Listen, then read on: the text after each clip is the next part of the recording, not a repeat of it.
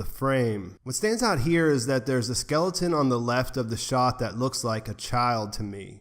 It's pretty gruesome. Even though we saw all that stuff go down in episode 5, it's still pretty gruesome to see the way that this small skeleton looks framing that window there. There isn't any voiceover in this trailer, so we're left to wonder what these two characters might be thinking as they walk through the destruction. The next shot shows us Tyrion walking alone, doing the same thing Jon and Davos were probably doing, taking in the reality of the destruction. We see blood smeared on the walls of the city and fire still burning in the streets. We have to imagine that Tyrion's in a tough position here after seeing how his plan to stop the destruction itself didn't exactly work out. We had the ominous warning from Daenerys that the next time Tyrion failed her would be the last time, and I have to imagine this is going through his head as he's walking towards the center of town.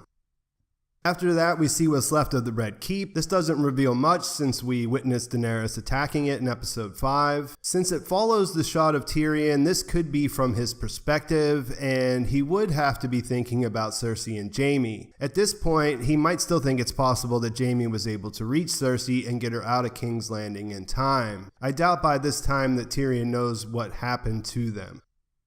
Arya arrives next. We see the remaining Dothraki in front of her and see that she's probably going where we see her next. If you're keeping track, Tyrion and Arya are the only two characters we see more than once in this trailer, and they're both moving through the city alone. The next shot is of Arya again, and she's standing behind the Unsullied. Knowing what she lived through in episode 5, we can have a pretty good guess what's going through her mind here. She's probably looking at Daenerys here, and she looks absolutely vengeful as she's processing the emotions that are running through her. Then we see what's left of the Unsullied standing in what's left of King's Landing. They've followed their queen a long way to get to this place, and they should be coming out of the battle in pretty good shape. All things considered, it was a one-sided battle, so they shouldn't have taken too many casualties during that.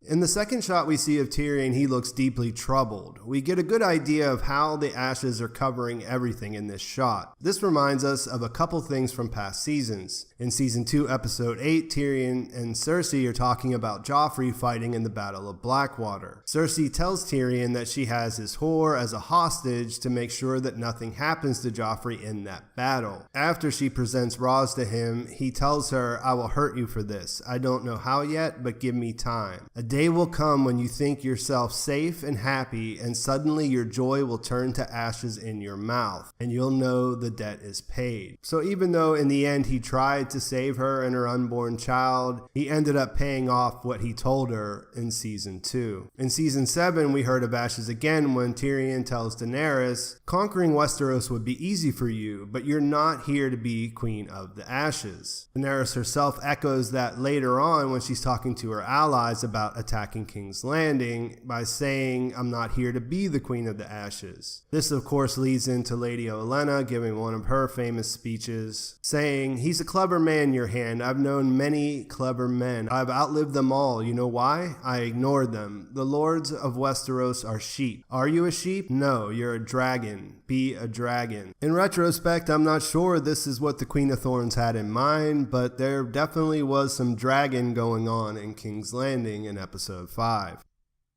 There's a quick look at the Dothraki cheering, raising their weapons in the air. They look victorious. They look happy with their victory. Then we see the closing shot of the trailer as Daenerys walks out to address the assembled soldiers. It's pretty clear that King's Landing is destroyed here, and her troops at least seem to be satisfied with what went down. As we saw in episode 5, she decided to be a dragon, and so the Queen of Ashes it is. It's a very powerful image, this last image, and it really drives home the uncertainty of how everything is going to go past this scene. It's also clear that the other main characters who followed Dany to this point are conflicted about what just happened, and that's about as far as they're going to go, and that's about it for what they're going to give away to us in this trailer.